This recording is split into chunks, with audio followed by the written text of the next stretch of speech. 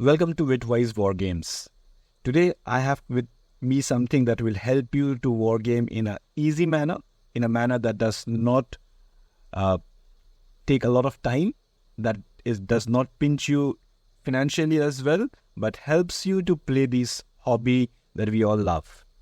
So I have prepared these top-down mini-series based on the Second World War, on most of the campaigns and the theaters that are there, starting from the European theater, both the Eastern and the Western Front, the North African campaigns, and the same time war in the Pacific, and the Indo-Burman campaigns as well. I've prepared top-down mini sheets where in one page you will get two divisions, one infantry and one armored, for most of the Allied and Axis powers.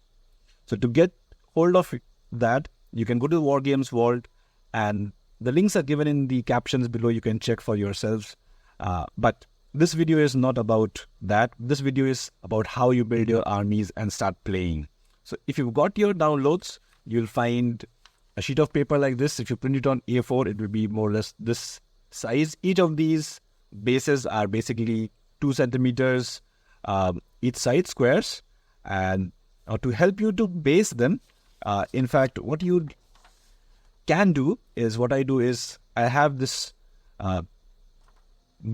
square grids on a sheet of paper, which I use. Again, these are the same size, and I take a printout of it and I then paste it on a thin cardboard section or something like this. Now these, I get it online. They come for around various 3 or 2 mm thick, and I would just glue this sheet of paper onto this, and then I'll follow these boundaries to cut into small blocks. And if you have done it, you'd get blocks of roughly around this size, and then they are ready to be based onto that.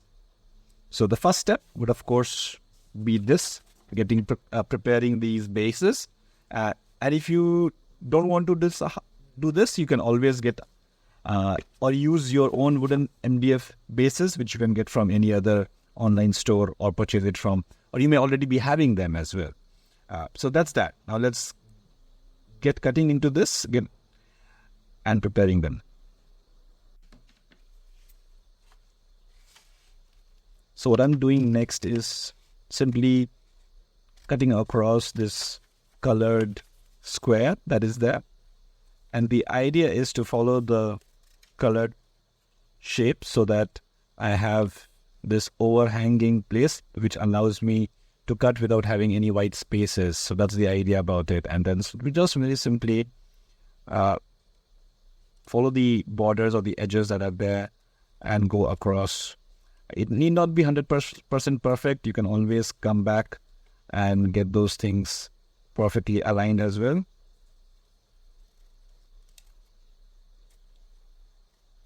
So that's it, and I would now speed it up from here.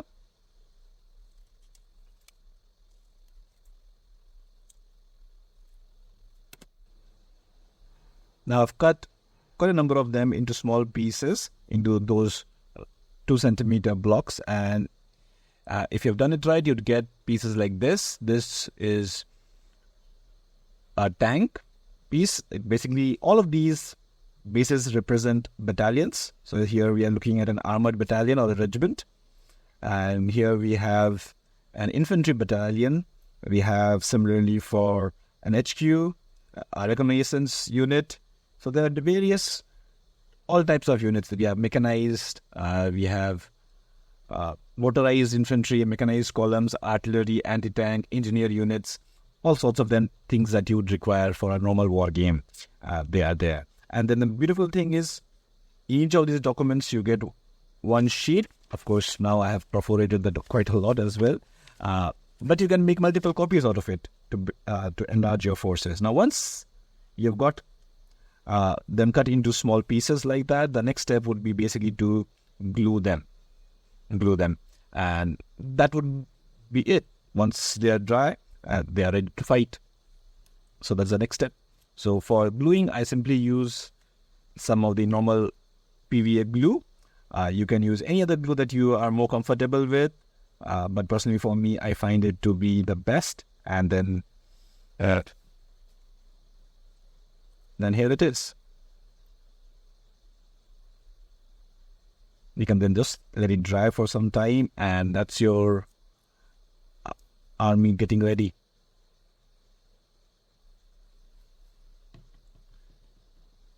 And just like that, you can start fighting and using these units for any of these battles.